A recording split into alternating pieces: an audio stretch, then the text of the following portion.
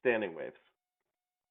When a wave exists on a medium that can reflect the wave on either end, we can imagine that since waves vary in both position and in time, that the initial wave will at some point be back in the same place as the reflected wave. If that happens, then the initial vibration, which is happening in time, will run into the reflected wave, who is repeating in space, and as a result, the two will interfere with each other. In most cases, the initial wave and the reflected wave will add up randomly, and as a result, over time, those random interferences will end up adding to zero. If you imagine a wave, let's say that it has a typical speed of sound, something like 300 meters per second, on something like a guitar string, which is about 0.4 meters long, then we can see that the amount of time that that wave would take to travel the guitar string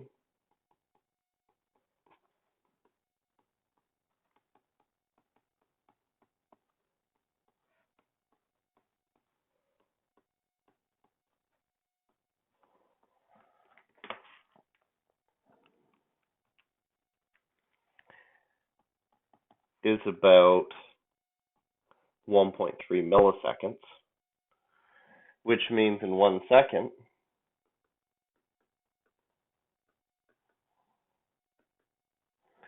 the wave would reflect on itself 750 times.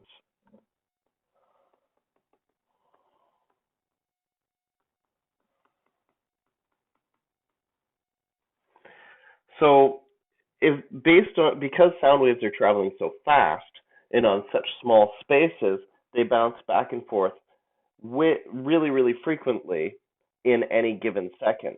What that means then is that if these waves add up randomly, as in the incident wave coming in and the reflected wave could end up anywhere from the maximum value of the wave, let's just pretend it's 1, to the minimum value of the wave, -1, and we sort of imagine 750 different possible values in 1 second, then what that means is the resultant wave will tend very accurately to the average between these two numbers, which is 0. Or the random waves will cancel out as they bounce back and forth and add up to a pattern that doesn't match up in any meaningful way. Alternatively, sometimes when I do this, I explain, like, imagine this wave comes in like this, and then comes back like that, and then comes back like that, and then comes back like that. And if I just kept sort of drawing over top of myself here to the point where I'd done it 750 times, eventually this would just look like a solid black line. And if you took the average value, recognizing that it was from 1 to -1, the average value would just shoot out as a 0. And so due to the randomness, the average value, the disturbance in the medium, would disappear. Alternatively, if the geometry matches up just so that when the original wave is reflected, it comes back and adds up constructively, and it's rebounding over and over again itself over 750 times, then what can happen is the resultant wave can become very large. So instead of working out so that somewhere in between 1 and -1, what if it was 1 all the time? Then the resultant wave would be 750. So the resultant waves can become very big. When the geometry is just right so that the original wave and reflected waves continue to add up constructively over and over again, that's what we call a standing wave.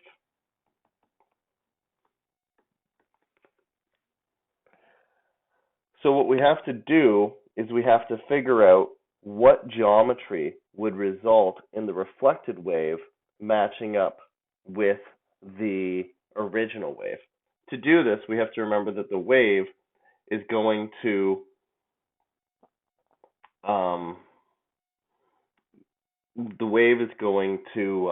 change in both space and time. So let's imagine a fixed end reflection and see if we can come up with what we would need at the end of a fixed end reflection to get the geometry right. So here's a pulse coming in, and we'll call this time 0.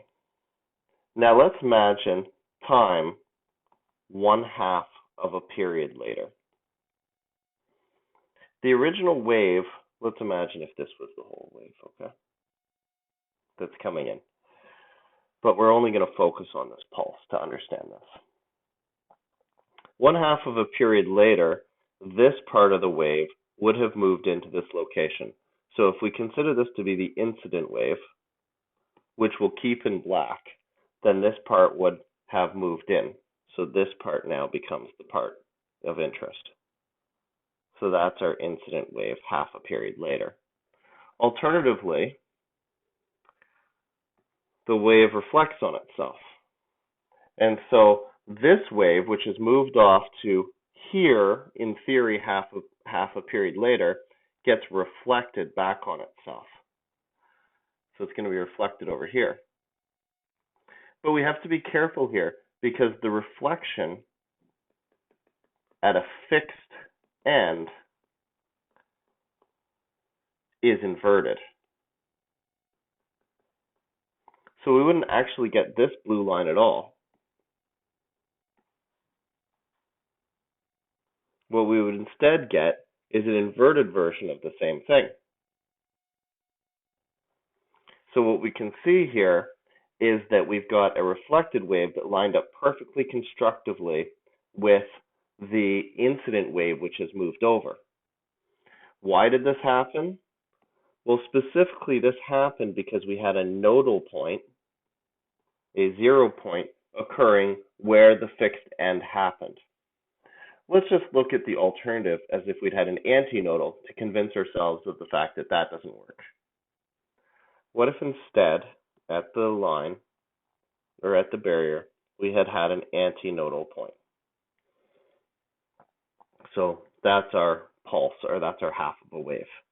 This is t equals 0 again.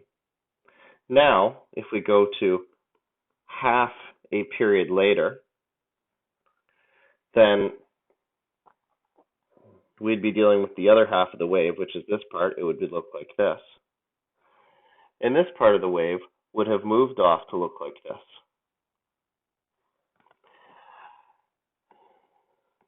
Now that would get reflected. So if I reflect that, it's going to look like this. But the problem is that we're forgetting to invert it because it's a fixed end. So if we invert it, it actually would look like this. And what we can see is when I had an antinodal point,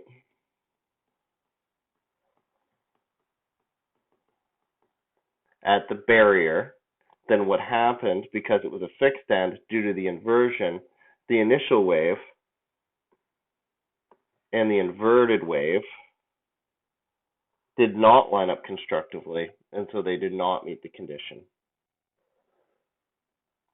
So to get the reflected wave in the initial wave to line up perfectly, what we need is a nodal point at the point of reflection. That's true as long as we have a fixed end reflection, and as a result, our inverted pulse, or a reflected pulse, is inverted. Alternatively, if we consider a free end reflection, so here this end is free to move as we see fit, and here's the wave coming in. If we had that nodal point like we had in the first place, at this is t equals 0, at t equals 1/2 a period later, then what would happen is this would all move over. So this guy would be down and this guy would be up now. Alternatively, this guy would have moved over 1/2 a period as well. So he'd be sitting out here like this, and he'd be sitting out here like this. Now this wave gets reflected,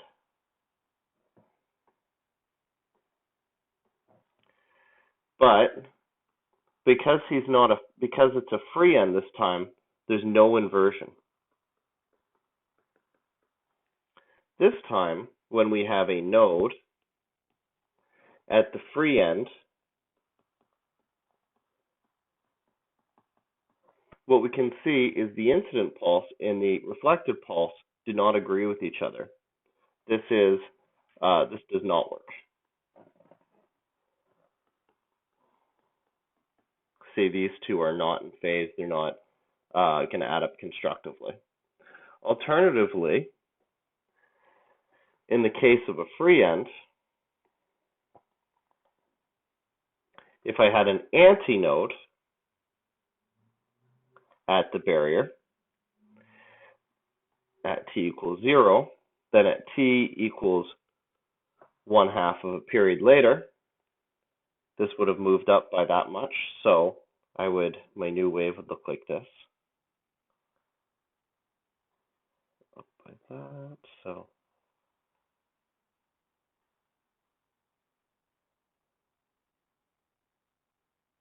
like that. And my new wave, having moved off by this much, would bounce back. So reflect that.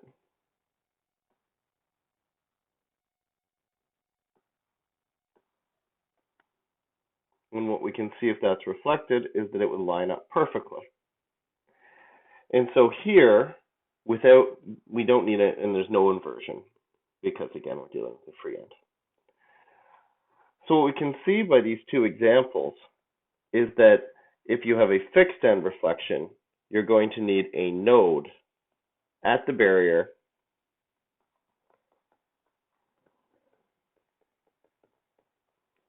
to produce a standing wave. And if we have a free end reflection, then we're going to need an antinode at the barrier to produce your standing wave. The standing wave will result in a large wave that appears fixed in space. Those nodes and antinodal points will not be moving back and forth. And what we'll see is that the antinodal positions, like here, we'll get a large variation in our wave. So this point in space will go up and down and up and down and up and down. And at our nodal locations, it'll look like the wave is confined to the median value. It'll sit right at that 0 point. So the result is a wave that appears fixed in location and has some areas that don't vibrate at all. Those are called the nodes, and some areas that vibrate greatly, which are called the antinodes.